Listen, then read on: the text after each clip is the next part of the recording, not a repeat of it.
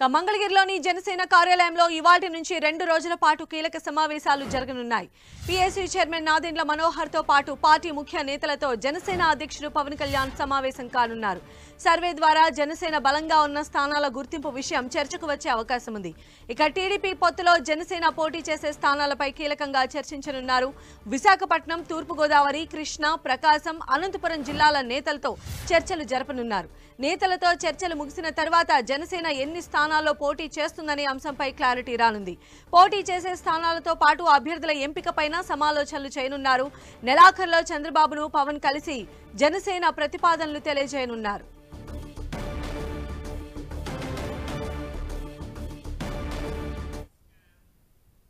ఇక మంగళగిరిలో జరగబోతున్న జనసేన 2 రోజుల కార్యక్రమాలకు సంబంధించిన అప్డేట్స్ మా ప్రతినిధి రవిచంద్ మనకు అందిస్తారు. రవిచంద్. సంధ్య, జనసేన టీడీపీ బంధం మరింత బలపడే విధంగా ముందుకు వెళ్తూ ఉంది. సీట్ల సర్దుబాటు విషయంలో కూడా ఒక క్లారిటీకి వచ్చే అవకాశం అయితే చాలా స్పష్టంగా కనిపిస్తుంది. దీనికి సంబంధించిన బ్యాక్గ్రౌండ్ వర్క్ అయితే ఇప్పటికే జనసేన పూర్తి చేసింది. అయితే ఏదైతే రాష్ట్ర వ్యాప్తంగా కూడా పవన్ కళ్యాణ్ ఒక సర్వే చేయించారు, ఆ సర్వేలో జనసేన బలంగా ఉన్న నియోజకవర్గాల్ని ఐడెంటిఫై చేశారు. ఐడెంటిఫై చేసిన రిపోర్ట్స్ మొత్తం కూడా ఆ పార్టీకి సంబంధించిన కీలక నేతలతో గత 2 రోజుల నుంచి చర్చిస్తున్నారు. ఈ రోజు రేపు కూడా మంగళగిరి జనసేన కేంద్ర కార్యాలయంలో మొత్తం కూడా నేతలందరితో కూడా చర్చిస్తున్నారు.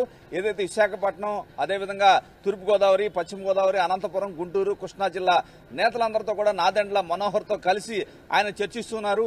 నివేదికలు దగ్గరకు పెట్టుకుని ఏ నియోజకవర్గాల్లో జనసేన బలంగా ఉంది, ఒకవేళ పొత్తులో భాగంగా ఎన్ని సీట్లు కోరవచ్చు, అక్కడ ఉన్న బలాబలాల గురించి కూడా వీరితో చర్చిస్తున్నారు. అయితే స్థానికంగా ఏ నియోజకవర్గాలను అయితే వీరు ఐడెంటిఫై చేశారో అక్కడ ప్రత్యర్థి పార్టీ వైసీపీ నుంచి ఎవరు ఉంటారు, టీడీపీ నుంచి ఎవరు ఆశిస్తున్నారు, బలాబలాలు, అభ్యర్థుల బలాబలాలు, క్యాస్ట్ కాంబినేషన్స్ కూడా వీరు చర్చిస్తున్నట్టు తెలుస్తుంది.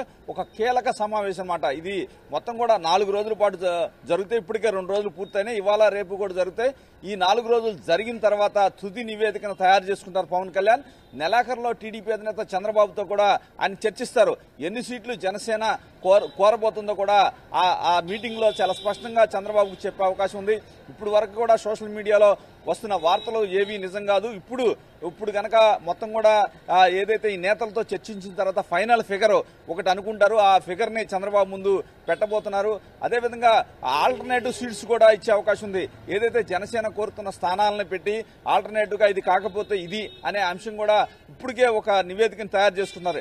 ఎందుకంటే సార్వత్రిక ఎన్నికల సమయం ఆసన్నమైంది. జనవరిలో కూడా మేనిఫెస్టో రిలీజ్ చేయాల్సిన అవకాశం ఉంది. చంద్రబాబు కూడా పవన్ కళ్యాణ్ గతంలో కలిసినప్పుడే ఈ నెలాఖరులోపు మీరు ప్రతిపాదించే సీట్లను నా దృష్టికి తీసుకురావాలి, అప్పుడు ఇద్దరం కలిసి ఆలోచించి ఒక నిర్ణయం తీసుకుందాం అని చెప్పి పవన్ కళ్యాణ్ చెప్పడం జరిగింది. ఈ నేపథ్యంలో పవన్ కూడా చాలా స్పీడ్ పెంచారు. ఇప్పటికే నివేదికలన్నీ కూడా అన్ని జిల్లాల్లో సర్వే చేశారు.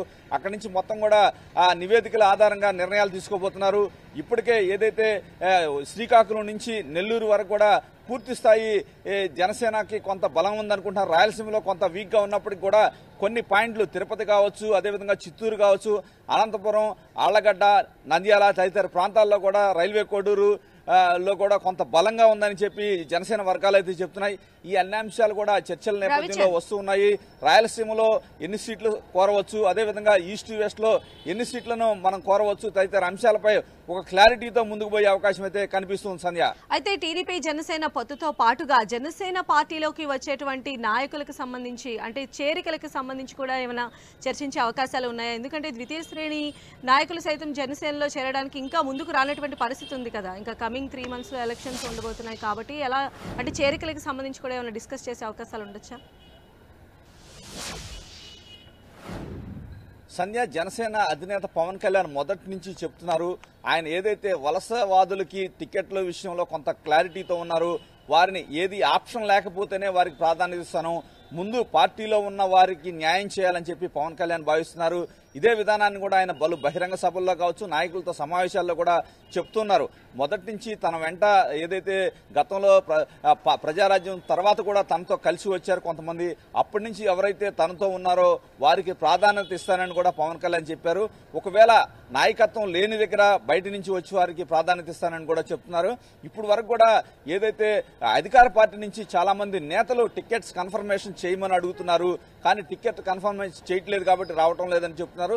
చాలా మంది నేతలు అయితే ఇప్పటికే అధికార పార్టీలో టికెట్ల కేటాయింపు వివాదాలు అయితే నడుస్తున్నాయి. ఈ నేపథ్యంలో వారంతా కూడా తమతో టచ్లోకి వస్తున్నారని జనసేన వర్గాలు అయితే చెప్తున్నాయి. ముఖ్యంగా ఈస్ట్ గోదావరి, వెస్ట్ గోదావరి, కృష్ణా తదితర ప్రాంతాల్లో జనసేనలోకి రావడానికి చాలా మంది అధికార పార్టీ నుంచి ఆసక్తి చూపుతున్నారని చెప్పి జనసేన వర్గాలు అయితే చెప్తున్నాయి. పవన్ కళ్యాణ్ మాత్రం సీటుపై ఎటువంటి హామీ ఇవ్వను అని చెప్తున్నారు. అదే కాకుండా సచివులు అయితేనే చేర్చుకుంటామని కూడా పవన్ కళ్యాణ్ ఒక కండిషన్ పెడుతున్నారు.